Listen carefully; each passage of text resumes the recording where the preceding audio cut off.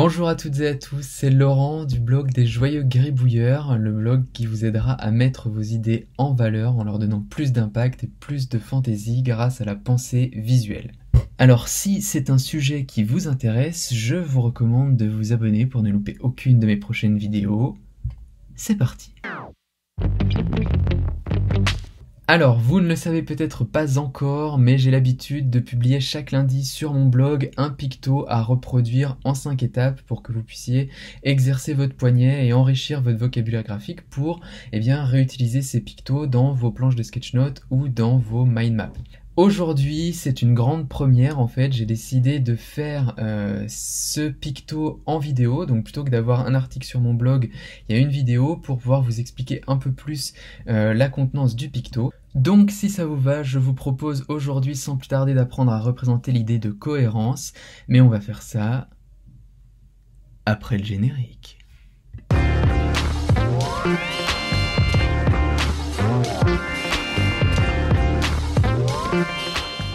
Alors, comment représenter l'idée de cohérence? En fait, je me suis posé la question la semaine dernière pendant que j'assistais à un webinaire, bon à la limite peu importe, et au final j'ai été un petit peu embêté et je me suis rendu compte que c'est parce qu'il y avait 3 différentes possibilités de représenter la cohérence.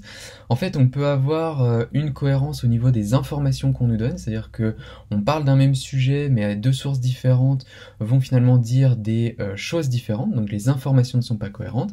On peut avoir aussi de la cohérence au niveau des actions, c'est-à-dire en fait on a tous un but à atteindre et est-ce que en fait nos actions vont être alignées avec ce but, et on a aussi une cohérence au niveau en fait de la réflexion, est-ce que la succession de nos idées, notre pensée logique, est-ce qu'elle suit un raisonnement cohérent, est-ce que cette succession d'idées est cohérente. Donc vous l'aurez compris, en fonction de votre contexte, vous allez devoir choisir en fait, est-ce qu'il s'agit d'une cohérence d'information, une cohérence d'action, une cohérence de réflexion, d'un raisonnement, et en fait, en fonction de ces 3 cas de figure là, on va voir comment est-ce qu'on peut les représenter avec 3 pictos différents. On est obligé de séparer parce que sinon, c'est vrai que ça ferait un picto un peu trop générique et on n'est pas sûr qu'il s'applique partout. Alors, on va commencer par se poser la question comment est-ce qu'on représente la cohérence au niveau des informations. Donc quand on a des informations cohérentes, c'est qu'on a différentes sources qui vont, en parlant d'un même sujet, dire les mêmes choses ou en tout cas des choses similaires. Donc ce que je vous propose, c'est qu'on va représenter 2 sources d'informations. Donc par exemple, on pourrait ici avoir un rapport avec des chiffres, des choses comme ça. Ici, on pourrait avoir une personne, et donc les deux vont parler d'un même sujet. Donc pour symboliser le fait qu'on a un même sujet, on pourrait se dire que ce dont elles parlent, c'est représenté par des bulles d'une même couleur. D'accord? Et ensuite, elles vont dire des choses qui sont similaires. Donc en gros, on va les faire parler d'une même voix, par exemple en leur faisant dire A et A.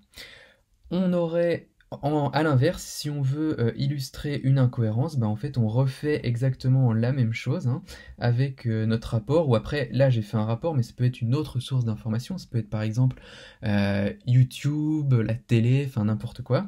Et donc en tout cas on représente nos 2 sources d'information et on représente, alors là elles parlent toujours d'un même sujet, d'accord, donc on représente les bulles dans lequel on va mettre les informations toujours de la même couleur. Par contre, ici, ce qui va changer, c'est que ce qu'elles disent est différent. Donc, il y en a un qui va dire A et l'autre qui va dire B. Ok, alors maintenant, comment représenter la cohérence d'action? Alors bon, il y a plusieurs possibilités, je vais vous en proposer 2. En fait, je vais l'illustrer d'une façon différente pour la cohérence, pour l'incohérence, sachant qu'après, vous pouvez bien sûr l'adapter. Donc, par exemple, pour la notion de cohérence, vous pouvez vous dire, hop, on a une direction dans laquelle on doit agir. D'accord, donc vous faites un petit panneau indicateur et ensuite vous allez pouvoir faire ici éventuellement, hop, comme des sous-panneaux qui vont indiquer le fait que tout le monde va dans la même direction, c'est-à-dire que les actions, les efforts sont cohérents. D'accord ? Encore une fois, vous pouvez adapter cette idée-là avec l'incohérence. Il vous suffit en fait pour ça de faire un petit panneau qui va pas dans le même sens que le grand et puis forcément ça fait le bazar. Sinon, une autre idée pour illustrer la cohérence d'action, ça va être à travers l'aviron.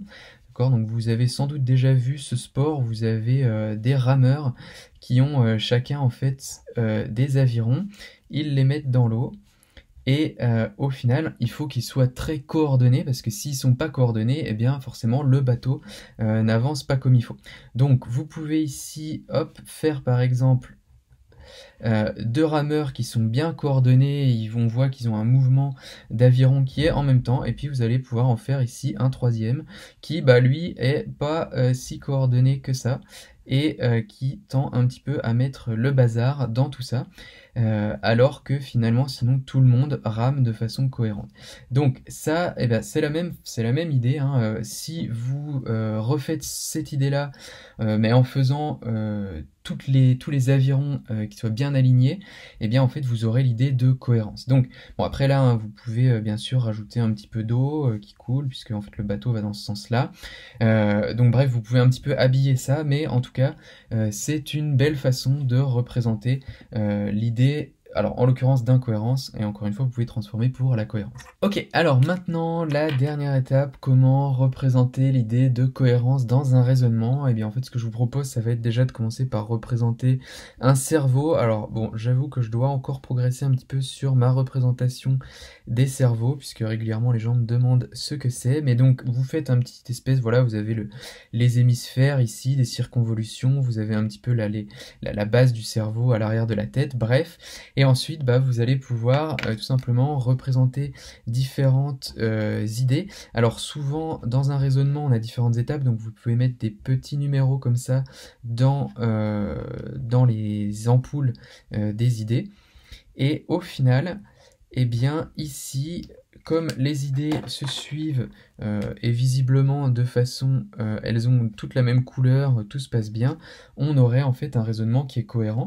Et si vous voulez eh bien représenter l'idée d'un raisonnement incohérent, eh bien en fait vous refaites votre petit cerveau, hop, tac, et par contre ici là vous allez peut-être lui faire un regard, donc je me suis un peu trompé, mais en fait vous pouvez lui faire un regard un petit peu plus dubitatif et illustrer eh bien en fait des étapes d'un raisonnement où là vous refaites la même chose. Par contre en fait il y aura une étape qui ne sera pas comme les autres, et donc on verra bien qu'il y a un problème et que tout ça n'est pas cohérent. Voilà, hop, tac, tac, tac. Et au final, tout ça, ça vous permet de représenter un raisonnement qui est incohérent. Voilà, donc c'est tout pour cette gribouille du lundi, pour savoir comment représenter l'idée de cohérence. Donc j'espère que ça vous a plu. Dites-moi dans les commentaires si ce format en fait vous convient. Est-ce que je dois continuer à faire des gribouillis du lundi sous forme de vidéo parce que ça vous plaît, ou alors est-ce qu'au contraire bah, vous préférez parce que ça va plus vite, toujours un article avec les illustrations et puis comme ça voilà. En tout cas, vous avez été plusieurs à réagir à ma précédente vidéo, donc merci pour vos commentaires, ça fait toujours plaisir.